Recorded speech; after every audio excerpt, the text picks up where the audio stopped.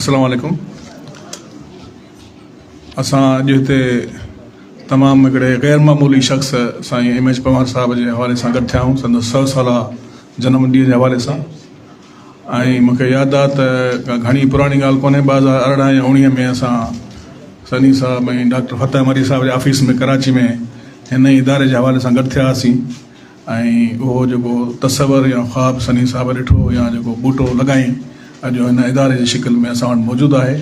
ऐं संदसि खे जसो हुजे जो एम एच पवार साहब जे नाले खे उनजे कम खे अॻियां खयो पियो अचे। ऐं मां सम्झां थो हिते ॻाल्हि थी सखर बैराज जी, त साईं जी पैदाइश थी 1925 में। हाणे तव्हां तसवर कयो अॼु खां 100 साल पहिरीं दादू ज़िले जी हिन बहराड़ी जे इलाइक़े जी छा सूरत हाल। हींअर ताज़ो मुंहिंजो वञणु थियो त मूं ॾिठो त का ख़ासि तब्दीली मूंखे नज़र कोन आई। अॼु बि उहे ई रोड रस्ता, अॼु बि उन्हनि ई बहराड़ियुनि जी जेका हालत आहे, का असां 100 सालनि में का घणी तरक़ी कोन कई आहे। ऐं उहे ई एजुकेशन हुजे, हेल्थ हुजे, सोशल सेक्टर हुजे, उन बहराड़ीअ जे इलाइक़े मां हिन माण्हू जो पैदा थियणु हिकिड़ो तमामु ग़ैर मामूली कारनामो हो। ऐं 1925 में पैदा थियो ऐं संदसि जी पैदाइश खां 2 साल पहिरीं सखर बैराज जी तामीर शुरू थी 1923 में। 1923 में बैराज जी थी ऐं साईं 6 सालनि जो हो, 30 या 31 या 32 में। त साईं ॿुधायो त संदसि जेको प्राइमरी उस्ताद हो, ॻोठ खां अधु किलोमीटर परे खारड़ो शाख जी खोटाई पई थी, उते साईं खे उहो उस्ताद वठी वियो, सभिनी शागिर्दनि खे वठी वियो। त ॾिसो कि नंढा नंढा वाक़िया माण्हुनि जी ज़िंदगी में वॾी वॾी तब्दीली जो सबबु थींदा आहिनि। त साईं ॾिठो ॿुधायो त जॾहिं खारड़ो शाख जी खोटाई ते उन्हनि मशीन ॾिठी, एक्सकेवेटर मशीन ॾिठी, खोटाई करे रही हुई, त उन वक़्तु मूंखे ॾाढो तजसुस थियो त हीअ मशीन कीअं बि कमु करे। हिन जा उज़वा जेके आहिनि से, हिन जा पुर्ज़ा जेके आहिनि से इंसानी उज़वनि वांगुरु कमु पिया कनि। ऐं साईं जो त उन ॾींहुं मूं तय कयो त मूंखे मैकेनिकल इंजीनियर थियणो आहे। त उहो नंढिड़ो वाक़ियो हो, पर उन्हनि जी ज़िंदगी तब्दील करे छॾी। ऐं 1949 में NED यूनिवर्सिटी, NED जॾहिं कॉलेज हुई, हुतां साईं BE कई। ऐं NED में हाणे ताज़ो मुंहिंजो वञणु थियो त उन्हनि ॿुधायो त हीअ NED कॉलेज बि ब्रिटिशर्स सखर बैराज जे हिसाब सां ई ठाही हुई। त छाकाणि त इंजीनियर अॻियां हली खपंदा, माण्हू ह्यूमन रिसोर्स खपंदो बैराज खे हलाइण जे हवाले सां। पर साईं वरी पाण सिविल इंजीनियर थियणु पसंदि न कयो। साईं जो त मूंखे बहराड़ी में मूंखे रहणो न हो, मूंखे शहर में रहणो हो। इन करे साईं ऑप्ट कयो त हू मैकेनिकल इंजीनियर थिए। साईं जो त जेकॾहिं सिविल थींदुसि त पोइ इरीगेशन डिपार्टमेंट में कंहिं ॾूराइण इलाइक़नि में ॻोठनि में मुंहिंजी पोस्टिंग थींदी, त इन करे शहरनि खां मां परे थी वेंदुसि। इन करे साईं इहो पाण ऑप्ट कयो। ऐं पोइ विस्कॉन्सन यूनिवर्सिटी मां 53 में साईं जेको आहे सो ME करे आयो। ऐं उन खां पोइ साईं जो जेको पहिरियों 1945 में जेको सिंधी किताबु लिखियईं, सिंधी मुस्लमान औरत जे हवाले सां, ऐं इहो ई पहिरियों कमु आहे जेको साईं सिंधी में कयो। उन खां पोइ वरी साईं सिंधी में न लिखियो, अंग्रेज़ी में लिखियईं। वधीक उमर सोमरो साहब साईं जे हवाले सां हिते वेठो आहे, उनजो काफ़ी साईं सां विझड़ाई बि रही, असांजी बि विझड़ाई रही। ऐं मुंहिंजी पर्सनली जेका साईं सां एसोसिएशन रही, उनजो हवालो ख़ान मोहम्मद पवार साहब हो।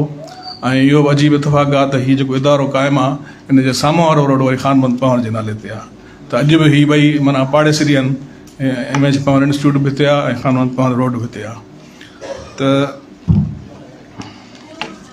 साईं जी जेके रिसर्च हुई या जेका अभ्यास हुई, खोजना, हुनजे जेके मौज़ू आहिनि, ज़ारा उहो को हिकिड़े हंधि फोकस न आहे हुनजो।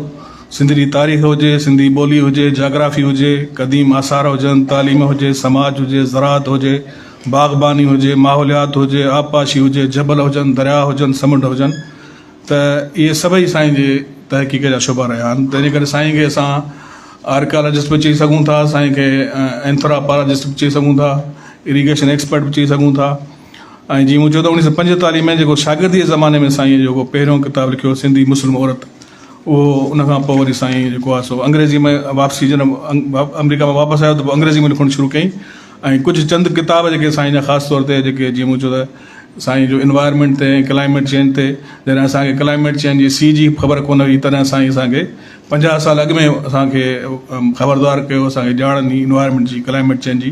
त 1964 में ground water in Hyderabad and Khairpur divisions पहिरियों किताबु लिखी 1964 में, जॾहिं असां वटि एॾी का डिजिटल या टेक्नोलॉजी जी तरक़ी कोन थी। त साईं जो इहो वॾो कंट्रीब्यूशन आहे। अॼु बि असांखे केतिरनि किताबनि में, रिपोर्ट्स में इन ई किताब जो हवालो थो थिए। उन खां पोइ को कमु थियो ई न आहे ग्राउंड वाटर ते सिंध में। इहो हिकिड़ो पायोनियरिंग कमु हो, बुनियादी कमु हो। उन खां पोइ सोर्स मटीरियल ऑन सिंध 1977 में थियो, छपियो। उन खां पोइ सिंध कच्छ रिलेशन 1980 में, ऐं क्रोनोलॉजिकल डिक्शनरी ऑफ सिंध 1983 में छपियो, हिस्ट्री ऑफ सिंध इरीगेशन 1991 में छपियो, ऐं ॿियो अहम किताब साईं जो आहे 2002 में छपियो आहे, water requirements of riverine area of Sindh, Sindh जे कचे में पाणी जी ज़रूरतुनि जे हवाले सां। हीअ बि हिकिड़ो अहम किताबु आहे। ऐं ॿियो जेको पंहिंजो सुमरा किंगडम ते साईं जो किताबु आहे 2003 में, जंहिंमें साईं उमर सूमर साहिब जी वरी कोशिशूं हुयूं। ऐं ॿियो हिकिड़ो को ऑथर जे तौर ते साईं जो किताबु आहे खीरथर ते, जेको आयल कंपनी कमीशन कयो, जंहिंमें असांजे हाकिम अली शाह, अनवर पीज़ादो, बदर अबड़ो साहिब इहे सभु गॾु आहे।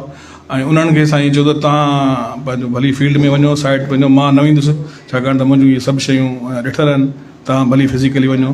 त इहो बि हिकिड़ो 2006 में किताबु जेको आहे साईं जे क्रेडिट ते आहे, जेको मौजूदु आहे 2006 में या 3 में, 3 में, अच्छा 3 में।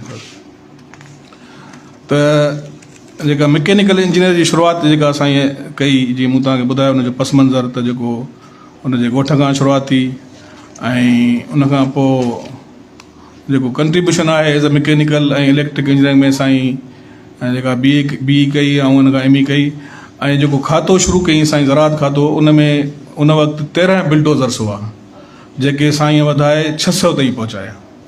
इहो हिकिड़ो वॾो कंट्रीब्यूशन हो। ऐं साईं सिंध ऐं बलोचिस्तान रीजन खे ॾिसंदा हुआ, ऐं 1968 में इन्हनि बिल्डोज़र्स जेके 600 हुआ उन्हनि जी मरम्मत जे लाइ साईं 13 वर्कशॉप क़ाइमु कया, जंहिंमें 5000 खां वधीक माण्हू असां अपॉइंट कया। त इहो मां सम्झां थो हिकिड़ो वॾो कंट्रीब्यूशन आहे। ऐं ॿियो जेको हिते साईं एग्रीकल्चर जे हवाले सां जेको साईं अक्सर चवंदो हो त सिंध जी कल्चर आहे, ऐं हीउ पहिरियों माण्हू हो जंहिं नई ऐं उन्हनि जे थ्रू एग्रीकल्चर में जेके बि साईं ॿुधाया नवां नवां तजुर्बा, नवां फ्रूट्स क्रॉप्स इंट्रोड्यूस कया, त इहे एग्रीकल्चर इंजीनियर जे थ्रू ई साईं मोबाइल ते कलण जो वॾो कंट्रीब्यूशन आहे। त मां सम्झां थो त हीअ जेके बि सिंध पंवर साहिब जा मुख़्तलिफ़ पहलू आहिनि, पासा आहिनि, उन्हनि खे हिकिड़ो त असांखे नौजवाननि खे रोशनास करणु खपे त असांजा असुलु हीरोज़ केरु आहिनि। असांजे नौजवान खे ख़बर कोन्हे त मोहम्मद हुसैन पंवर केरु हो, या हीअ जेको असांजो नसुलु आहे जिन असां उनखे ॾिठो, असां उन सां कचहरियूं कयूं ऐं हुनखे वेझड़ाई सां जेको ऑब्ज़र्व कयो। मुंहिंजो असां हैदराबाद में, कराची में तमामु घणियूं गजाणियूं रहियूं, कचहरियूं रहियूं, ऐं हमेशह हू पंहिंजो रहनुमाई कंदा रहिया असांजी। मूंखे यादि आहे असां IUCN में सिंध जो हिकिड़ो एनवायरमेंट जो प्रोफाइल ठाहियो पिए, उन में असां मुख़्तलिफ़ एक्सपर्ट्स खे पेपर कमीशन कया, उन में असां वर्कशॉप्स कया, उन में बि असां वटि ईंदो हो, अटेंड कंदो हो ऐं असांखे गाइड कंदो हो सिंध जे कल्चर ते, सिंध जे पाणीअ ते, सिंध जे ढंढुनि ते, सिंध जे ढोरनि ते।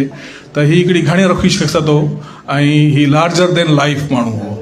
ऐं हीअ माण्हू वरी वरी पैदा कोन थींदा आहिनि। जीअं मूं चयो त 20वीं सदी में सिंध वॾा माण्हू पैदा कया, ऐं उन में MS पंवर साहिबु शामिलु आहे। ऐं अलाह साईं सनीअ खे, असां सभिनी खे या तौफ़ीक़ ॾिए त असां साईं जो जेको रहियल मिशन आहे, जेको रहियल कमु आहे, उनखे अॻिते वधायूं। तव्हांजी महिरबानी।